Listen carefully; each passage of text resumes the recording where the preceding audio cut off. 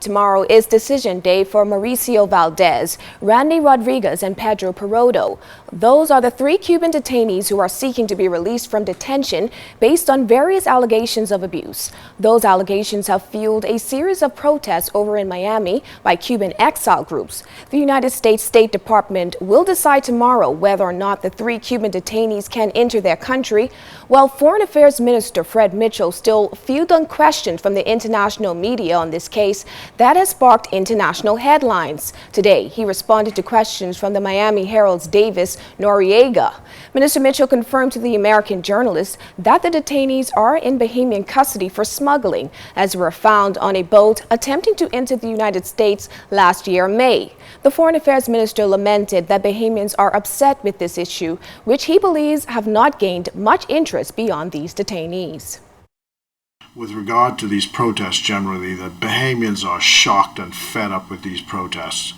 Bahamian nationals spend about $1 billion between individuals and companies in Florida's economy annually. Many merchants in Florida, I believe they mentioned 20th Street in particular, owe their profits to Bahamian customers. So it's reprehensible really for the Bahamas to be attacked in this way, and it appears by official sanction in that the Miami Herald really announced that the mayor himself of Miami is supporting the protests. The protesters in the United States, therefore, if they want these detainees, they should simply use their influence in the United States to get the detainees back in the U.S.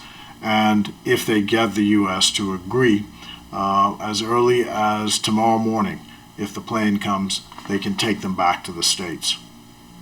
Minister Mitchell also confirmed today that United States Embassy officials here in Nassau have requested to take up the Prime Minister's invitation to visit the detention center on Carmichael Road.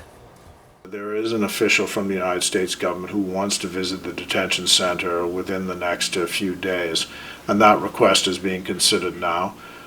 Cabinet will meet during the course of the week and decide whether that is something that will be agreed to. In the past, our view has been unless a nation has a citizen in that country, there was really no reason for that nation to go into the detention center. But given the present circumstances, we may in fact take a different view.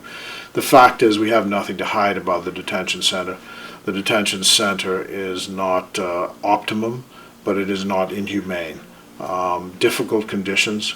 We are resource stressed, so it is difficult. And I mean, these are issues which are not related to us. I was just reading the other day where the Supreme Court in the United States has ordered the state of California to release people from prison because there are too many people in the prison.